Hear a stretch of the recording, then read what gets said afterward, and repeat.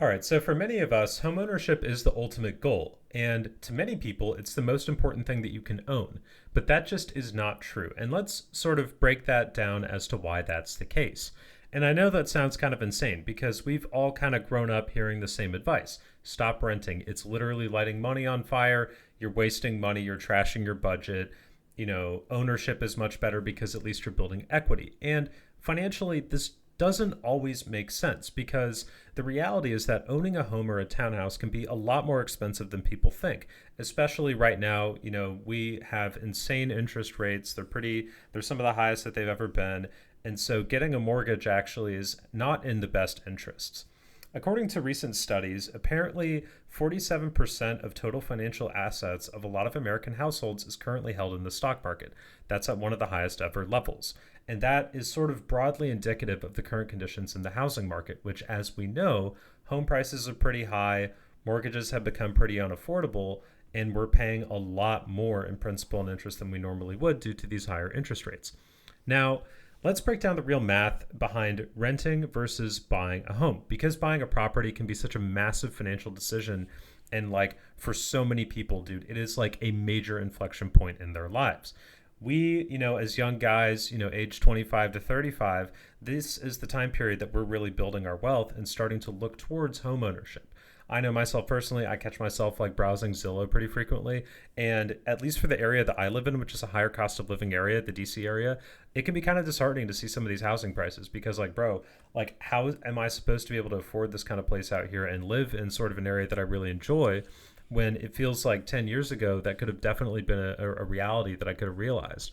So, like, houses go up in value over time, not insanely fast, but like steadily, right? So, real estate in the United States typically appreciates around 2 to 5% per year over the long run. Now, of course, there are conditions where it'll accelerate, especially during a high inflation environment, sort of as we've seen since 2022. So when you buy a place, hold it for 10 to 20 years and sell for more than you paid, that's a good return on investment. And to be fair, like it absolutely can be. But this part kind of ignores the list of costs that can come with homeownership. So, sort of to discuss the interest costs, determined by interest rates. So, let's say like on a $400,000 home, 6.2% interest and 5.5% interest. That's the difference between like a $2,300 month payment and a $2,000 payment. So, depending on sort of the housing market conditions and the interest rates, it could be really not as beneficial to purchase in this kind of environment. Secondly, property taxes, especially in higher cost of living areas where you might be subject to like a 1 or even 1.5% property tax. These are some of the things that you really need to consider because, I mean, as bullshit as it sounds, frankly, you can own a place and still, have it confiscated theoretically if you don't pay those property taxes. It's ridiculous. Another thing to consider is, according to a lot of studies, you should expect to spend about 1 to 4% of the home's purchase price per year on maintenance. Also, you have HOA fees. If you live in a condo, like I was looking at some condos around where I live, despite being like $300,000 to $350,000, you could still pay on top of that like $900 a month in condo fees, which is just ridiculous. You also have an inflexible sale. So as we know, homes are pretty illiquid. You might be subject to having to, get a realtor, closing costs. That can be tens of thousands of dollars. So sort of unlike the stock market, it's really important to remember that like timing in the home market, buying matters a lot because it's a leveraged bet where interest rates determine a ton. So in that sense, especially when you're younger, you have to just remember that renting can be easier, more flexible, especially if you can get an affordable price and you're a little less tied down to a place. So home ownership of course is like always the dream. We always want to own a home, but you also have to consider what could that cash that you're using towards that down payment, towards that home, realizing that dream, what could that do in the market? Because as we just discussed, 2 to 5% appreciation in value is sort of what you can expect with home ownership, but in the stock market, that can typically return at least 8%. So you're doing better if you're able to get that sort of compound wealth engine started in the stock market. So say if you get a $400,000 place, 20% down, $80,000.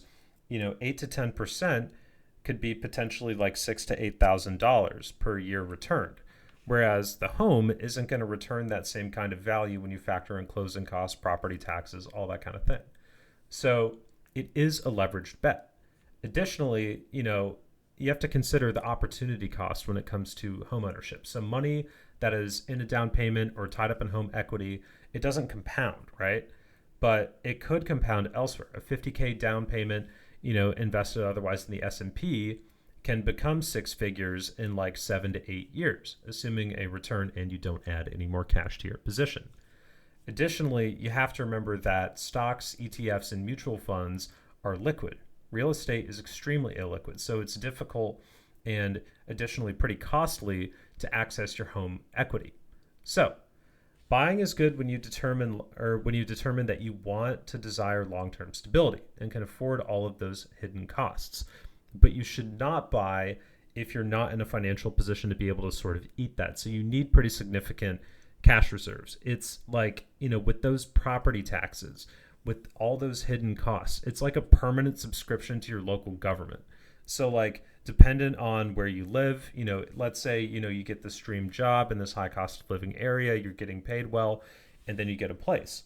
You don't, homes can succumb to that same kind of lifestyle inflation that you can otherwise suffer when you get those big pay bumps. Maybe you're on the hook for a mortgage that, theoretically, if you were to take a pay cut, you wouldn't be able to afford. So, it's really important to keep that in mind as well. So, and also with houses, they can be pretty unpredictable. Like, you think the stock market's unpredictable with like a random 20% drawdown, right? Trump slaps in a new round of tariffs and all of our calls are just burned. That could happen.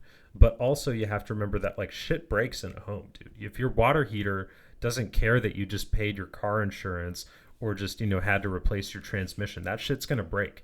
You could have a motor break in your washing machine and that causes a myriad of other issues, right? So all that fun, like adult responsibility that you can have with the house. And personally, I know I hate that shit. Like I just like putting my money in the stock market, watching it compound, and eventually I'll worry about home ownership later on, when interest rates aren't like screwing all of us.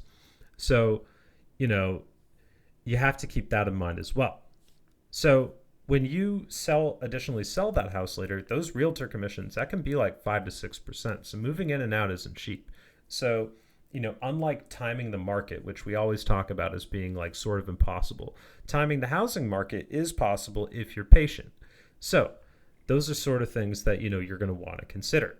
So I like liquidity. I like being able to access, my investments. I like being able to have my cash reserves because financially speaking, real estate really isn't that flexible of an asset. You should be prioritizing when you're young, creating those compound growth engines. I mean, this is something that like it's so hard to sort of keep the path on and consistently remember that, like, especially if you subscribe to the sort of Bogleheads ideology, which, stipulates that this is your snowball. This is what's going to create that wealth down the line. This is what's going to afford you all those opportunities later in life. It really rings true, especially when we have these housing conditions that are just completely unfavorable. This doesn't mean that like renting is automatically better. You can still get cooked on rent, and rent can get hiked over time. You're not building equity, and psychologically, it feels frustrating to sort of piss away all this extra cash per month, but it does offer the flexibility when you're younger. So you can move for new jobs, relocate. You're not responsible for repairs. Like if you live in like a BlackRock owned home, you can get that instead of like a mom and pop rental place, you'll get, this just uncaring mechanic that comes and fixes everything. Whereas if it's your house, you got to go find a contractor and, pray that the guy doesn't do a shit job. So, you are the landlord with the home and you got to eat all those costs. So to sort of wrap it up, like when does buying a house actually make sense? So buying tends to make more sense in my mind when you plan to stay somewhere for a really long time. Like you see yourself living in this place 7 to 10 years. It doesn't make any sense if you're going to be there like 4 to 5 years because you're not going to build any meaningful equity on top of that. You're just going to be sort of eating interest for the short term. So you're better off building equity in those ETFs, mutual funds, that's going to generate you income passively as opposed to like slow home appreciation. So you have that stable income. Additionally, affording the full cost of ownership is crucial, not just like the mortgage down payment, and you have that financial stability. Because Buying a home is not necessarily an investment decision, and it's more of like a lifestyle decision. It's really important to sort of keep that in mind because it's all about, at the end of the day, stability, space, family, building roots long term, building a community. So like one of the worst things that you can do is like buy a house when you're in a bad financial position and you potentially, say you're unmarried and like moving into a place. Unless you like really see yourself doing this long term, it just makes no sense. If you don't have an emergency fund, if you're stretching your budget to qualify for the mortgage, if you do not have meaningful equities, mutual funds, holdings, in the market, a house, is just not going to be the best bet because a house should make your life more stable. It should not be a financial burden. So, home ownership as a goal absolutely is something that we all should have, right? Like, we're here to make money, we're here to compound, we're here to live the life that we want. But, like, a home ultimately should be thought of as like a lifestyle choice, not as a great place to park your cash because it isn't investing unless it's like a second property or it's an investment property that you buy to flip eventually or like rent out. Because whether you want to rent or buy, like building wealth still comes down to the same like core habits. So like saving your money, investing consistently, giving it time to compound, and living below your means. So like if that's what your ultimate goal is, consider liking and subscribing. Consider, leaving a comment discussing, when you think you're going to buy a home, because like it's something that's like so crucial and it's such a big inflection point in our lives, but you have to do it right. So with that, guys, I hope you enjoyed the video. As always, I would love to hear from you guys. And yeah, I'll see you guys in the next video. Bye-bye.